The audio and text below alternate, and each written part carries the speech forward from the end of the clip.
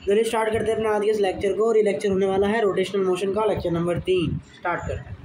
कल हमने इन सब के मोमेंटम ऑफ इनर्शिया निकाले थे और हमें याद करने हैं कि स्क्वायर है उसके ऑन एक्सिस के अबाउट मोमेंटम ऑफ इनर्शिया होता है ma²/2 और उनकी जो एक्सिस जा रही है सेंटर ऑफ मास से उससे होता है ma²/12।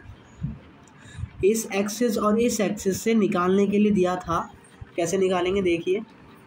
सबसे पहले कैसे चेक करते हैं, लाइन ऑफ सिमेट्री चेक करते हैं। ये और ये लाइन ऑफ सिमेट्री मतलब सिमेट्री चेक करते हैं, दोनों एक प्रकार से काटे गए हैं, इसका मतलब यहाँ सिमेट्री है। तो I4 बराबर होगा I3 के, ये इसके परपेंडिकुलर है तो इसका मतलब यहाँ परपेंडिकुलर एक्सिस थ्योरम लग जाएगी। वो क्या कहती है, IZ = IX + IY, मतलब I1 + I2।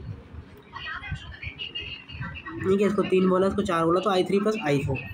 और IZ क्या होता है, ऑन एक्सिस के अबाउट। ऑन एक्सिस के अबाउट कितना होता है, ma²/6। और ये दोनों का है सेम है, तो इसका मतलब एक एक्सिस के अबाउट कितना आ गया, ma²/12।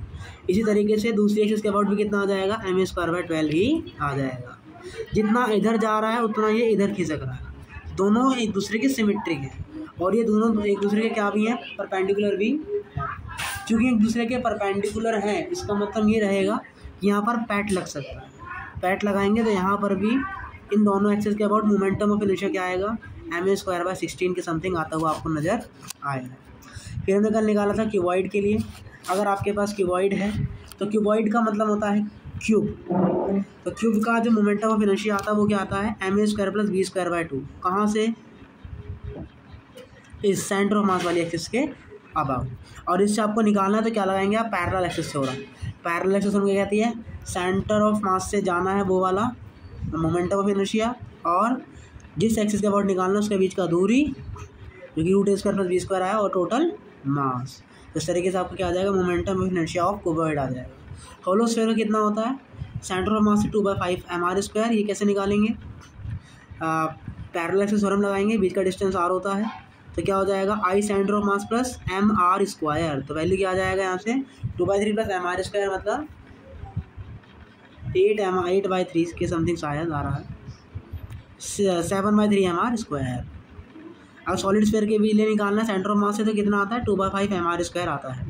होलो पाइप है तो hollow pipe is treated as hollow cylinder. और इसको कैसे याद करेंगे आप, देखिए ये इस वाले, अगर मुझे सेंटर ऑफ मास से निकालना है तो सेंटर ऑफ मास से अगर हम निकालेंगे तो इसको आप किसकी तरह ट्रीट करेंगे, एज अ रिंग की तरह ट्रीट करेंगे। किसकी तरह ट्रीट करेंगे, रिंग की तरह। तो अगर आपको यहाँ के लिए सेंटर ऑफ मास निकालना है तो क्या आता है रिंग में, ये सेंटर ऑफ मास mr² आता है। और बिल्कुल सेंटर से जा रही है तो किसके बराबर आता है, mr² के। तो ये दोनों आपको रिंग की तरह याद करने, होलो पाइप में या होलो सिलेंडर। और अगर आपको इस एक्सिस के अबाउट पूछा है तो अब ये ऐसे जा रही है और रोड भी है। होलो पाइप में सिलेंडर है, रोड भी है और रिंग भी है। तो ऐसे पे कैसे याद रखेंगे, रोड और रिंग दोनों मान के। तो सेंटर ऑफ मास के अबाउट कितना होता है रिंग का मोमेंटम ऑफ इनर्शिया, mr²/2, क्योंकि डायमीटर हो गया ना। और रोड के अलॉन्ग कितना होता है इस वाली लेंथ का, ml²/3। तो इसका इस वाली एक्सिस का मोमेंटम ऑफ इनर्शिया हो जाएगा ये। अब इसके अबाउट निकालते हैं, रोड के बीचों बीच जा रहा है तो ml²/12 हो जाएगा। और अभी भी रिंग डायमीटर के अलॉन्ग ही जा रही है तो यहाँ पे क्या आ जाएगा, ml²/2 + ml²/12। तो आपको ऐसे जो है होलो पाइप को कंसीडर करना है। अगर आप वो आपको इस वाली एक्सिस के अबाउट बोलता है तो नॉर्मल रिंग की तरह ट्रीट करेंगे और क्या आ जाएगा, mr², 2 mr² आ जाएगा। और अगर इस एक्सिस के अबाउट पूछेगा, सेंटर ऑफ मास वाली एक्सिस के अबाउट पूछेगा तो mr² आ जाएगा। लेकिन अगर कौन सी एक्सिस के अबाउट पूछ रहा है, इस एक्सिस के अबाउट पूछ रहा है तो क्या आएगा, रिंग प्लस रोड। और इसके अबाउट भी क्या आएगा, रिंग प्लस रोड। चलिए अब सॉलिड पाइप के लिए करेंगे। सॉलिड पाइप में क्या होगा, ये डिस्क की तरह ट्रीट होगा। तो डिस्क के लिए यहाँ पर क्या होता है, कितना होता है, सेंटर ऑफ वो पैरेलल एक्सिस थ्योरम से निकाल सकते हैं। उसके लिए हमें सेंटर ऑफ मास का पता होना चाहिए। तो ये रिंग के बीचों बीच जा रहा है, मतलब सेंटर ऑफ मास से गुजर रहा है। तो सेंटर ऑफ मास से गुजरता है तो कितना आता है मोमेंटम ऑफ इनर्शिया, कितना आता है सेंटर ऑफ मास से डिस्क का, mr²/2 आता है। तो बीच का डिस्टेंस r है तो क्या आ जाएगा, इस वाली एक्सिस के अबाउट mr²/2 + mr²। कोई डाउट, चलिए सॉलिड पाइप के लिए अगर इस एक्सिस के अबाउट निकालना है तो क्या बन गया, ये एक डिस्क है जो कि डायमीटर से जा रही है और एक रोड है जो कि सटी हुई हो रही है, तो ml²/3 और रोड के अलॉन्ग mr²/4। इसके बाद निकालना है तो क्या होगा mr²/4, क्योंकि ये डायमीटर के अलॉन्ग है और ये वाली लेंथ का ml²/12। I hope you will be understand now. कौन का क्या होता है, देखो कौन अगर सॉलिड है तो उसका मोमेंटम ऑफ इनर्शिया आता है इस एक्सिस के अबाउट, सेंटर ऑफ मास वाले एक्सिस के अबाउट 3mr²/10, और अगर कौन है तो होलो है तो उसके लिए क्या आता है mr²/2। आपको एटलीस्ट सारे सेंटर ऑफ मास वाले तो याद ही रखने हैं, बाकी तो आप डिराइव कर सकते हैं, कोई इसमें नहीं है खतरनाक बात। Momentum of inertia of triangular plate क्या होता है, कोई भी एक्सिस के अबाउट आपको अगर मोमेंटम ऑफ इनर्शिया निकालना है तो क्या करेंगे आप, जिस भी एक्सिस के अबाउट निकालना है उस एक्सिस से जितनी भी एक्सिस आपको दी है उसके मिड पे आपको दोनों को मिलाना है और उसकी परपेंडिकुलर डिस्टेंस आपको लेनी है। माना मुझे इस एक्सिस के अबाउट निकालना है तो इस एक्सिस से इसकी परपेंडिकुलर डिस्टेंस हो गई मिड पॉइंट से, वो ए है, इसके मिड पॉइंट यहाँ पर है और इसका परपेंडिकुलर डिस्टेंस ये हो गया, इस वाले का परपेंडिकुलर डिस्टेंस यहाँ है तो उसका परपेंडिकुलर डिस्टेंस हो जाएगा ये। तो इन सभी परपेंडिकुलर डिस्टेंस का स्क्वायर करके सम कर दीजिए और m/3 से मल्टीप्लाई कर दीजिए, तो आपको ट्रायंगुलर प्लेट का मोमेंटम ऑफ इनर्शिया मिल जाएगा। इससे ज़्यादा इसमें याद करने की ज़रूरत नहीं। चलिए क्वेश्चन करते हैं और चीज़ों को समझने का ट्राई करते हैं। Diagram show an equilateral triangle plate of mass m and side A, find momentum of inertia about axis passing one of its side, one of corner perpendicular to the plane. इसका मतलब वो किसी एक side से जा रही है, तो माना वो ये वाली साइड है, तो इसके अबाउट आपको क्या निकालना है, MOI निकालना है, ठीक है। और दूसरा क्या है, one of corner and perpendicular to the plate, और दूसरा बोला है कि किसी एक कॉर्नर से निकालना है। तो पहला वाला करते हैं, तो ये आपकी एक्सिस है, तो क्या करते हैं सबसे पहले उस एक्सिस से उसकी परपेंडिकुलर डिस्टेंस निकालिए। तो माना ये B है, सो इस सबकी साइड क्या है, A ही तो है, इक्विटोरियल ट्रायंगल है। तो माना इसका जो मिड पॉइंट है वो ये है और इसको मैंने A/2 बोला, तो इसका परपेंडिकुलर डिस्टेंस यही होगा, साथ में इसका परपेंडिकुलर डिस्टेंस भी यही होगा। लेकिन तीसरी वाली एक्सिस पे जो मिड पॉइंट होगा वो इसी पे लाई कर रहा है, तो उसका परपेंडिकुलर डिस्टेंस क्या हो जाएगा, 0 हो जाएगा। तो मोमेंटम ऑफ इनर्शिया क्या आएगा, m/3, ये वाली डिस्टेंस का स्क्वायर, ये वाली डिस्टेंस का स्क्वायर, प्लस में इस वाली का तो 0 हो गया। तो हमें ये वाली लेंथ निकालनी है। कैसे निकालेंगे देखिए, इतना एंगल बनाते हैं, तो ये इक्विटोरियल ट्रायंगल है तो 60 डिग्री होगा, ये हाइट आपको चाहिए, ये लेंथ कितनी है A/2 और ये कितना है 60 डिग्री। ये चीज़ तो क्या होता है, लंब बट्टे कर्ण होता है। इसका मतलब sin 60 बराबर क्या हो जाएगा, लंब बट्टे कर्ण, और sin 60 की वैल्यू कितनी होती है, √3/2, मुझे इज इक्वल टू लंब बट्टे कर्ण h/A/2। तो यहाँ से हाइट का वैल्यू कितना आ जाएगा तुम्हारा,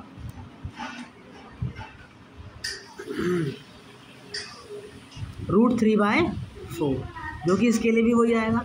अब क्या करोगे, आप √3/4 A² की वैल्यू को दोनों में पुट करोगे, तो यहाँ से आपका आंसर क्या आ जाएगा, ma²/8 आपका आंसर आ जाएगा। आई होप अभी आप इसको समझ गए होंगे।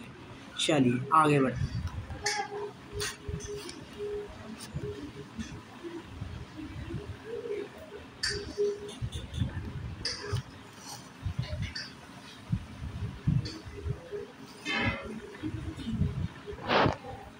चलिए अब हमें किसी का निकालना है, किसी एक कॉर्नर पॉइंट के अलॉन्ग निकालना है, तो क्या चाहिए होंगे आपको, परपेंडिकुलर डिस्टेंस। तो इसके लिए क्या होगी डिस्टेंस, ये वाली परपेंडिकुलर, ये बाहर की तरफ है, बाहर की तरफ है, तो परपेंडिकुलर ये हो जाएगी। इसके लिए परपेंडिकुलर डिस्टेंस क्या होगी, दूसरे वाली, इसके लिए भी परपेंडिकुलर डिस्टेंस क्या होगी, यही होगी, क्योंकि पॉइंट बाहर की तरफ निकला है, तो ये दोनों क्या होगी, इसकी परपेंडिकुलर डिस्टेंस होगी। अब हमें इसके लिए निकालनी है, तो मैंने क्या करा, इस पर इस पॉइंट से लंब खींच दिया, ये 60 डिग्री है, ये A/2 है, तो ट्रायंगल लगा के आप ये वैल्यू नहीं निकाल सकते, तो क्या आ जाएगा, √3/2। तीनों परपेंडिकुलर डिस्टेंस पता है, फॉर्मूले में वैल्यू पुट करोगे, आपको इसके अबाउट क्या मिल जाएगा, मोमेंटम ऑफ इनर्शिया मिल जाएगा। तो आई होप अब आपको समझ में आ गया होगा कि इन चीज़ों का मोमेंटम ऑफ इनर्शिया कैसे निकाला जाता है। और अब क्वेश्चन दूसरा पूछा था उसके सेंटर ऑफ मास के अबाउट, तो सेंटर ऑफ मास यहाँ होता है, तो सेंटर ऑफ मास ये परपेंडिकुलर डिस्टेंस होगा, ये भी परपेंडिकुलर डिस्टेंस होगा और ये भी परपेंडिकुलर डिस्टेंस होगा। और ये डिस्टेंस कितना आता है, A/2 √3 आता है, याद कर सकते हो आप कितना आता है, ये A/2 √3। तो सबकी वैल्यू पुटिंग करोगे आपका आंसर ये आ जाएगा, लेकिन इक्विटोरियल ट्रायंगल होना चाहिए वो। आइए एक और नया क्वेश्चन करते हैं और अपने डाउट और कंसेप्ट को थोड़ा और मजबूत करते हैं।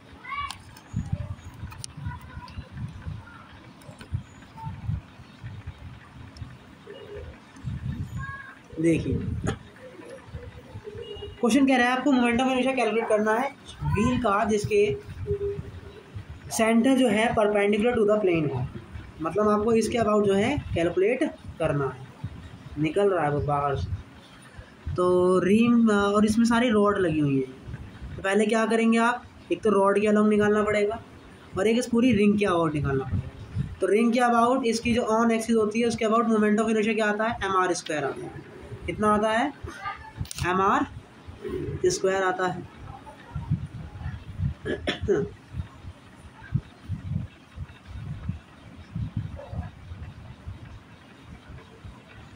और आर का वैल्यू कितना दिया हमें, एल के बराबर है। लेंथ कितनी है इसकी, एल है। 24 चक्र है और सबकी लंबाई एल है, तो ये लंबाई किसके बराबर है, रेडियस की तो बराबर हुआ। तो रिंग के अबाउट उसकी ऑन एक्सिस अबाउट कितना आता है, ml स्क्वायर। मास कितना है, 24 है, तो क्या हो जाएगा इसका 24 ml स्क्वायर। अब आपको रोड का भी तो लिखना पड़ेगा क्योंकि इसके पास भी मास है। तो रोड का उसके एंड पॉइंट के बाद कितना आता है, ml स्क्वायर बाई 3। तो कितना आ जाएगा, ml स्क्वायर बाई 3। और कितनी रोड है, 24, तो 24 से मल्टीप्लाई करो। तो यहाँ से आपका आंसर कितना आ गया, 32 ml स्क्वायर। काफ़ी ईजी क्वेश्चन। आइए ये क्वेश्चन करते हैं। एक सॉलिड स्फीयर जिसका मास m है, रेडियस r है, cube of maximum possible value is cut momentum of inertia cube about an axis passing through its centre and perpendicular to one of its faces. आपने पूरा एक disc है, ये ring है, क्या है ये, एक सॉलिड स्फीयर है और सॉलिड स्फीयर में से आपने मैक्सिमम वॉल्यूम कट किया है क्यूबिक शेप का। तो आपको क्या निकालना है, इसका mi निकालना। तो मैक्सिमम क्यूब मैंने क्या किया, इसे कट किया है, तो अब जो क्यूब आएगा वो ये रहा। तो किसके अबाउट मुझे मोमेंटम ऑफ इनर्शिया निकालना है, axis passing through its centre, मतलब इस वाली एक्सिस के अबाउट मुझे इसका मोमेंटम ऑफ इनर्शिया चाहिए। तो ये हमारा क्यूबॉइड है, उसके सेंटर ऑफ मास से निकालना था। कितना होता है, ma square plus b square by 12 होता है। एक सेकेंड क्या निकाला है आपने, क्यूब निकाला है। सबसे पहले आप इसका, आप यही तो होता है, ma square plus b square by 12। लेकिन सबका लेंथ क्या है, कांस्टेंट है, a है, तो यहाँ a लिख देंगे। तो क्या आ जाएगा, ma स्क्वायर बाय 6 आ जाएगा। तो हमें यही वैल्यू पता लग गई, ma स्क्वायर बाय 6। तो यहाँ पे निकालना क्या है, पहले आपको मास निकालना पड़ेगा, फिर आपको एक्सीलरेशन निकालना पड़ेगा। याद रखें क्यूब के अंदर ये जो मैक्सिमम डायगोनल है, इस पूरे की वैल्यू कितनी आती है, √3a। ये √3 किसके बराबर हो जाएगा, रिंग सर्कल में सॉलिड स्फीयर के डायमीटर के बराबर आ जाएगा। तो यहाँ से a का वैल्यू क्या आया, 2r बाय √3। तो एक्सीलरेशन आ गया।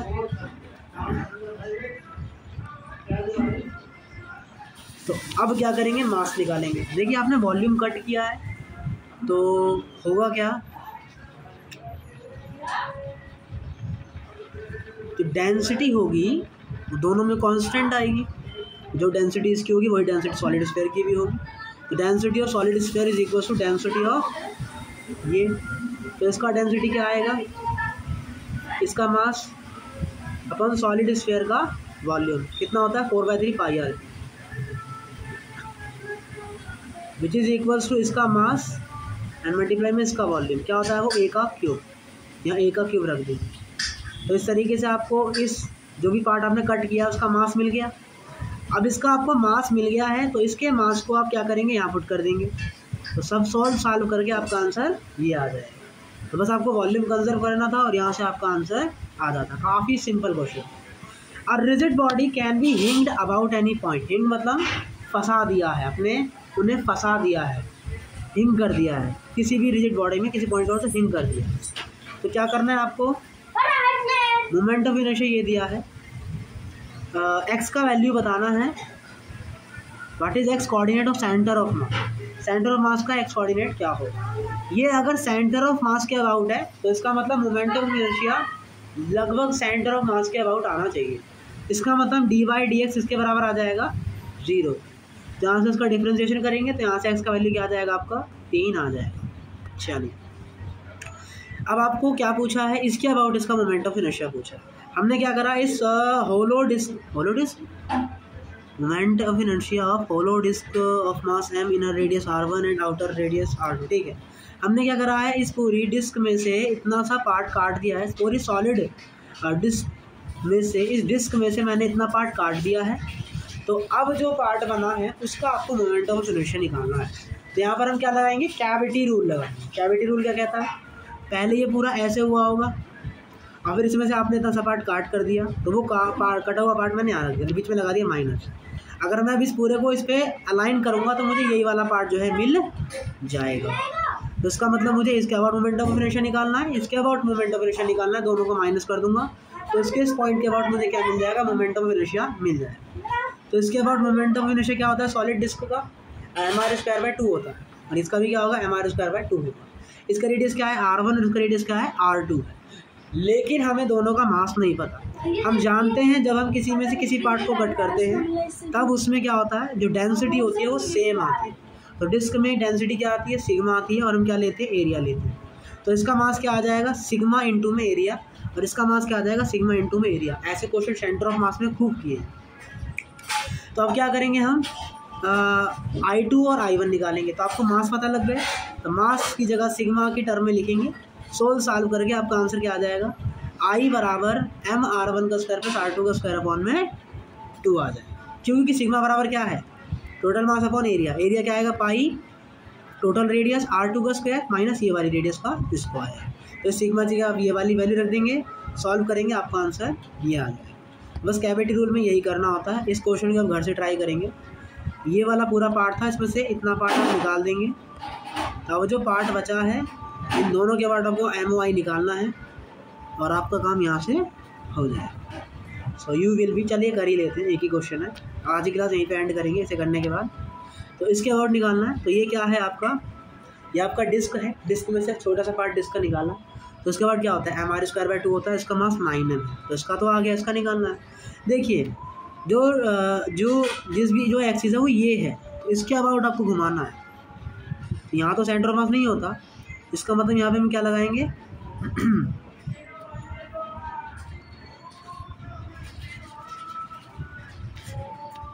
गलती से भी इसके एक्सिस के अबाउट मत लगा देना, हमें इस एक्सिस के अबाउट निकालना है। इस वाली एक्सिस के क्या करना है, अबाउट निकालना है। तो वो कैसे निकालेंगे, पैरेलल एक्सिस थ्योरम से।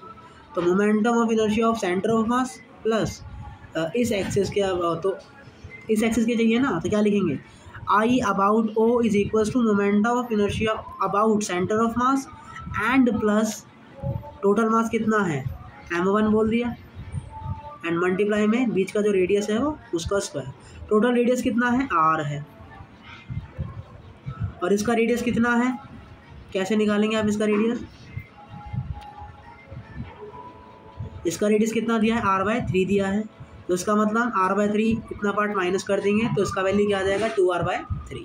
तो अब वैल्यू पुटिंग करेंगे तो इस एक्सिस के अबाउट आपको क्या मिल जाएगा, यहाँ पे मोमेंटम ऑफ इनर्शिया मिल जाएगा। मास कैसे निकालेंगे, जैसे सिग्मा डेंसिटी का यूज़ पिछले क्वेश्चन में किया था, वैसे ही इस क्वेश्चन में सिग्मा डेंसिटी के यूज़ से आप मास निकाल लेंगे। अब आप वैल्यू पुट करेंगे तो यहाँ से आपको आंसर क्या मिल जाएगा, 9mr²/2। आई होप आपको ये क्वेश्चन यहाँ पे समझ में आया होगा। इसके नीचे कुछ क्वेश्चंस दिए गए हैं जेईई मेंस के, वो सारे क्वेश्चन ट्राई करने हैं, और आज की क्लास यहीं रखते हैं। पिछली क्लास में कुछ ग्लिच के कारण कुछ क्वेश्चंस का डिस्कशन रह गया था, तो उन क्वेश्चन का एक बार डिस्कशन कर लेते हैं। देखिए ये क्वेश्चन है, काफ़ी बढ़िया क्वेश्चन है, इसमें आपके पिछले सभी कॉन्सेप्ट का निवारण हो जाएगा। आपको पहले इस एक्सिस के अबाउट निकालना है। तो ये क्या है, देखिए ये है। अब आप क्या करो, ऐसा ही सेम पार्ट नीचे बना दो। क्या दोनों में सिमेट्री नज़र आ रही है, बिल्कुल जैसा ये पार्ट कटा है वैसे ये पार्ट कटा है। इसका मतलब आप इस पूरे की जगह क्या बना सकते हो, पूरा एक रिंग बना सकते हो। अब इसमें इस लाइन को आपने अलॉन्ग काटा है, तो पूरी रिंग का इस एक्सिस के अबाउट मोमेंटम ऑफ इनर्शिया कितना आता है, mr² आता है। लेकिन अब मास कितना हो गया है, 2m हो गया है। तो इस पूरे रिंग का कितना आ गया, 2mr²। क्योंकि सिमेट्री है तो आधे पार्ट का जो होगा वही आधे पार्ट का भी होगा। तो आधे पार्ट के निकालने के लिए किससे भाग करेंगे, 2 से। तो यहाँ से I अबाउट एक्सिस 1 के लिए क्या आ गया, mr² आ गया। अगर आपको दूसरी एक्सिस के अबाउट निकालना है तो क्या करेंगे, देखिए ये कैसे कट रहा है, ये आपका ऐसे कट रहा है, ठीक है।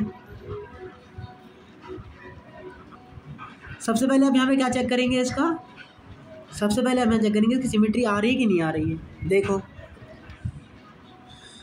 ये वाला ऐसे कट रहा है तो नीचे वाला भी ऐसे ही बना देंगे। दोनों को अगर जोड़ दूँ तो ये तो सिमेट्री आ गई। जैसा ऊपर वाला कट रहा है वैसे नीचे वाला भी कट रहा है। इसका मतलब यहाँ क्या है, सिमेट्री है। अब पूरे को गोला बना लीजिए। पूरे एक्सिस का डायमीटर के लॉन्ग क्या आता है, mr²/2 आता है, लेकिन टोटल मास कितना हो गया है, 2m हो गया है। तो क्या आ जाएगा, 2mr²/2 आ जाएगा, मतलब mr² आ जाएगा। लेकिन हमें आधी रिंग का चाहिए, तो क्या करेंगे, 2 से भाग कर देंगे।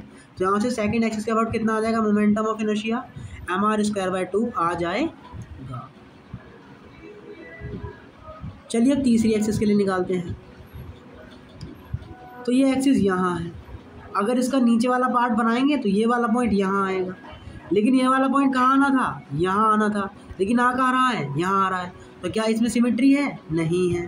तो क्या करेंगे फिर, इसमें सिमेट्री तो नहीं आ रही, तो फिर कुछ और यूज़ करेंगे।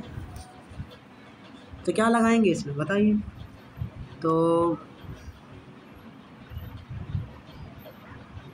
यहाँ पर हम क्या लगा सकते हैं, पैरेलल एक्सिस थ्योरम लगा सकते हैं। तो यहाँ पर हम क्या लगा सकते हैं, पैरेलल एक्सिस थ्योरम।